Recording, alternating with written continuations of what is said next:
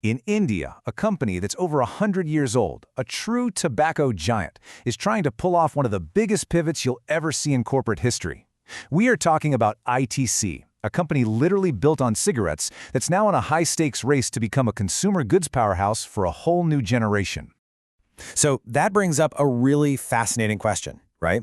How does a company whose entire identity, and let's be honest, its profit machine, is tied to a legacy business, how does it build a completely different, modern empire, pretty much from the ground up? And look, the change here is just staggering. ITC started its life as the Imperial Tobacco Company. One business, one focus. But today, it's a whole different beast. It's this sprawling conglomerate with its hands in everything from packaged foods and agriculture to tech and paperboards. The scale of this evolution is exactly what we're going to unpack. So you gotta ask, how is a pivot this massive even possible? Well, it all comes down to the company's core strategy. Think of it like a really powerful engine and the fuel that it creates to power everything else. Okay, so here's the absolute key to understanding this whole thing. The cigarette business, for all its issues, is an unbelievable profit engine. It just prints cash. And all that cash, that's the fuel.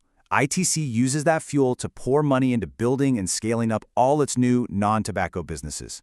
It's a classic case of using one part of the business to fund the future. Now, if you just glance at their revenues, things look pretty balanced, right? Cigarettes are about 40%, sure, but you've got other consumer goods, agribusiness, and paperboards all chipping in with big chunks. On the surface, it looks pretty well diversified, but revenue is only half the story. Because then you look at where the profit comes from, and whoa, the picture completely flips. A whopping 82% of ITC's operating profit comes directly from that cigarette engine. All those other businesses, even though they're growing, are pretty much being funded by the sheer financial power of that legacy tobacco division. This right here, this is the core dynamic that drives the entire company. So with this incredibly powerful cash engine just humming along, how is ITC actually going about reshaping itself? Well, that brings us to their big ITC Next strategy, which, let me tell you, involves some very big moves. First up on the list, the hotel's demerger. In simple terms, ITC decided to spin off its entire hotel business into a totally separate company. Why? Well, two big reasons. First, to unlock the true value of those hotels for shareholders. And second, to let the new company grow with a more flexible asset-light model, which basically means focusing more on managing hotels rather than owning every single building. So let's break down how this actually played out. On January 1st, 2025, ITC Hotels officially became its own company, listed on the stock exchange. Now, if you were an ITC shareholder, for every 10 shares you owned, you automatically got one share in this brand new hotel business. But, and this is key, the original ITC held on to a 40% stake. That way, it still has strategic control and can make sure the brands work well together. Okay, the second major move is a huge shift in their thinking. You know, for decades, ITC had this reputation for patiently, slowly building its brands from scratch. But now, under ITC Next, that's changed. The company has pivoted to aggressively buying existing brands to put its growth on the fast track. And boy, can you see this new strategy in action when you look at who they've been going. They've snapped up 24 Mantra, a leader in organic food, Mother Sparsh in the natural baby care space, Yoga Bar for healthy snacks, and Prosuma for convenient, ready-to-cook foods. Each of these is a super calculated move into a high-growth area. And on top of that, they bought Century Pulp and Paper to seriously boost their capacity up in North India. Okay, so after all this maneuvering, the demerging, the acquiring, what's the end result? I mean, have they actually managed to build a real consumer goods powerhouse outside of the tobacco business? Well, the numbers gotta speak for themselves. Right now, consumers in India are spending over 34,000 crore rupees every single year on ITC's non-cigarette brands. That is a massive number. It really shows you just how deep these products have gotten into the market. And they're not just selling a lot of products. They are dominating entire categories.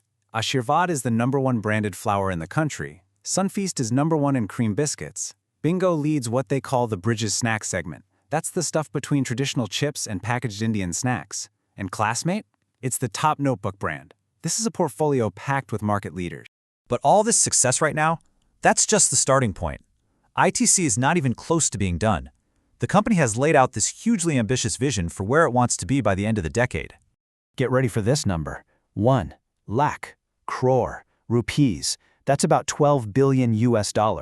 And just to be clear, that's the revenue target ITC has set for its new businesses alone. Yep, there it is in black and white. The company's stated ambition is to hit that 1 lakh crore revenue mark just from its non-cigarette consumer goods business by 2030. I mean, that's a goal that would launch them into the absolute top tier of global FMCG companies. And the thing is, this isn't just some wild number they pulled out of a hat. There's a really clear 4-part playbook to get there. First, they're going to keep strengthening their huge brands, like expanding Ashirvad into new product lines. Second, they'll continue that aggressive acquisition strategy. Third, they're going to scale up their digital and online sales. And finally, they're going to push for premiumization, shifting towards products with higher profit margins.